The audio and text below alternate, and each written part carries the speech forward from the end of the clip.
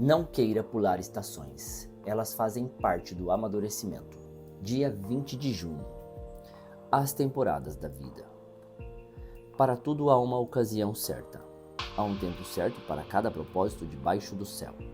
Eclesiastes, capítulo 3, versículo 1. Se a vida não mudasse, mas permanecesse igual a todo momento, viveríamos em uma zona de conforto extremamente nociva. Contudo, a vida não é assim. Passamos por diversas estações, e há um tempo para cada coisa. Assim como a natureza passa por mudanças, onde temos a primavera, o verão, o outono e o inverno, na vida também passamos por troca de estações.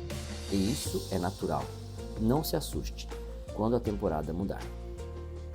Mudanças podem ser algo difícil no começo, mas o fato é que sempre nos conduzem a novas experiências e aprendizados.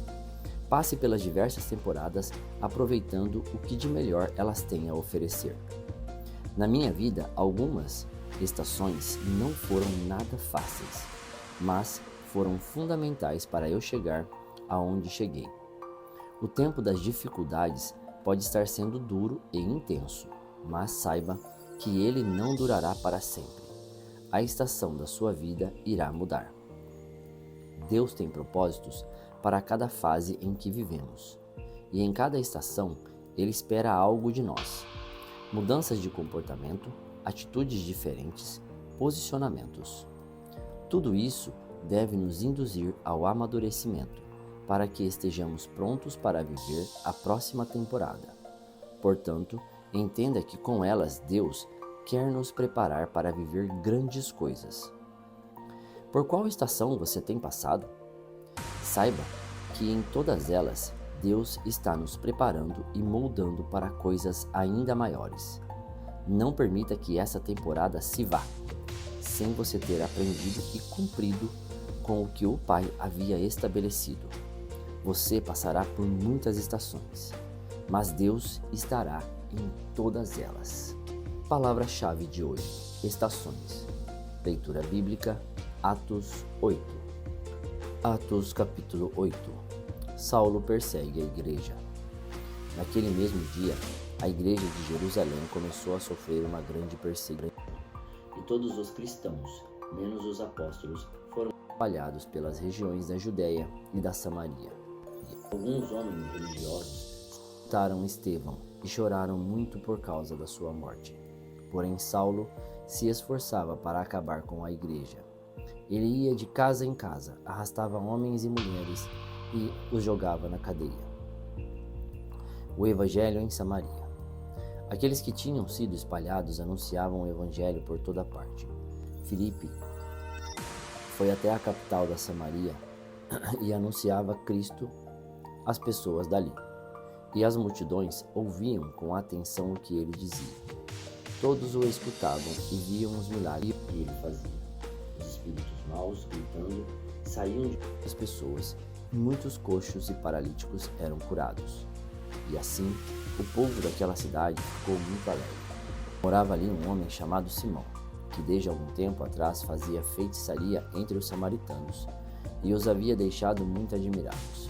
Ele se fazia de importante, e os moradores de Samaria, desde os mais importantes até os mais humildes, escutavam com muita atenção o que ele dizia. Eles afirmavam: este homem é o poder de Deus, ele é o grande poder.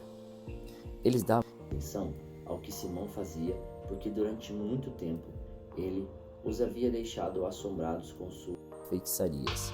Mas eles acreditavam na mensagem de Filipe a respeito da boa notícia do reino de Deus e a respeito de Jesus Cristo, e foram batizados, tanto homens quanto mulheres. O próprio Simão também creu, e depois de ser batizado, acompanhava Filipe de perto, muito admirado com os grandes milagres e maravilhas que ele fazia. Os apóstolos, que estavam em Jerusalém, ficaram sabendo que o povo de Samaria também havia recebido a palavra de Deus, e por isso mandaram Pedro e João para lá. Quando os dois chegaram, oraram para que a gente de Samaria recebesse o Espírito Santo, pois o Espírito ainda não tinha descido sobre nenhum deles. Eles apenas haviam sido batizados em nome de Jesus Cristo. Aí Pedro e João puseram as mãos sobre eles e assim eles receberam o Espírito Santo. Simão viu que, quando os apóstolos punham as mãos sobre as pessoas, Deus dava a elas o Espírito Santo. Por isso, ofereceu dinheiro a Pedro e a João, dizendo: Quero que vocês me deem também esse poder. Assim, quando eu puser as mãos sobre alguém, essa pessoa receberá o Espírito Santo. Então Pedro respondeu: Que Deus mande você e o seu dinheiro para o inferno. Você pensa que pode conseguir com dinheiro o dom de Deus? Você não tem direito de tomar parte do nosso trabalho, porque o seu coração não é honesto diante de Deus. Arrependa-se, deixe o seu plano perverso e peça ao Senhor que o perdoe por essa má intenção. Vejo que você está cheio de inveja, uma inveja amarga como o fel, e vejo também que você está preso pelo pecado.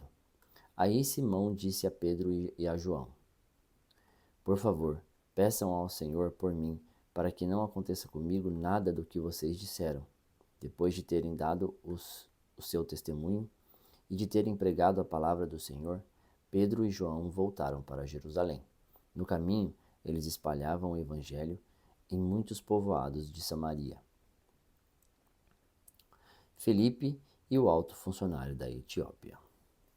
Um anjo do Senhor disse a Filipe: Apronte-se e vá para o sul, pelo caminho que vai de Jerusalém até a cidade de Gaza. Entre parênteses, pouca gente passava por aquele caminho. Filipe se aprontou e foi. No caminho, ele viu um eunuco da Etiópia, que estava voltando para o seu país. Este homem era alto funcionário, tesoureiro e administrador das finanças da rainha da Etiópia. Ele tinha ido a Jerusalém para adorar a Deus. Na volta, sentado na sua carruagem, estava lendo o livro do profeta Isaías. Então, o Espírito Santo disse a Filipe: Chegue perto dessa carruagem e acompanhe. Filipe correu para perto da carruagem e ouviu o funcionário lendo o livro do profeta Isaías.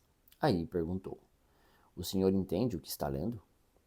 Como posso entender se ninguém me explica? Respondeu o funcionário. Então convidou Filipe para subir e sentar-se com ele na carruagem.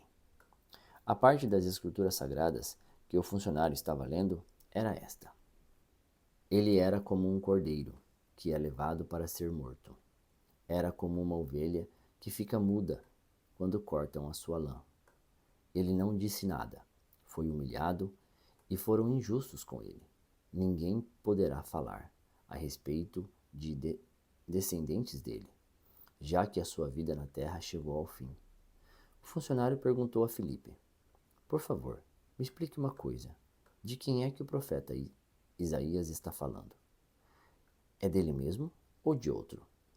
Então, começando com aquela parte das Escrituras, Filipe anunciou ao funcionário a boa notícia a respeito de Jesus.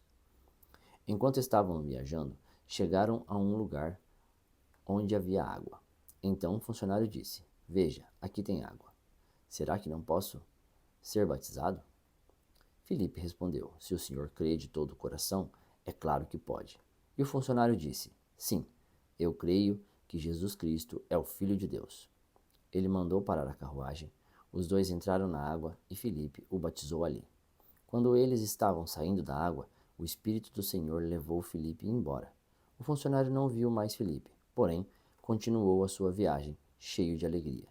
De repente, Filipe se encontrou na cidade de Azoto e seguiu viagem, anunciando o evangelho por todas as cidades até chegar a Cesareia.